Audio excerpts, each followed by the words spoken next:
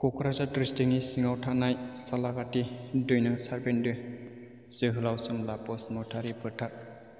बे फोथाराव 13 आरो 14-15 बोसोर बैसोनि हौवासा हिन्जावसाफोरखौ बल जोलुर बादायलायनाय फोरोंदों। दा बाहाय फोरोंगिरि महरै दङ गिबियावनो जोंहा दैनो सारबिन्दो गामिनि मानगोनां सुदु ब्रह्म आरो लोगोसे कचार महरै दङ बाहाय चन्द्र ब्रह्म आरो कचार महरै दंबावो सोमदोन ब्रह्म आरो लोगोसेबाव नेरसोन ब्रह्म। दा कचार महरै गिबि कचार चन्द्र ब्रह्म बिथाङा माखासे हाफनि प्लेयारफोरखौ डिफेन्सनि प्लेयारफोरखौ फोरोंदों आरो लोगोसे सोमदोन ब्रह्म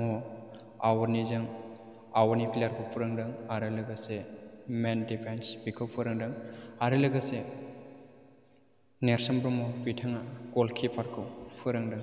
दा बे फोरोंनाय बादायलायनायाव टटेलि 73 प्लेयारफोरखौ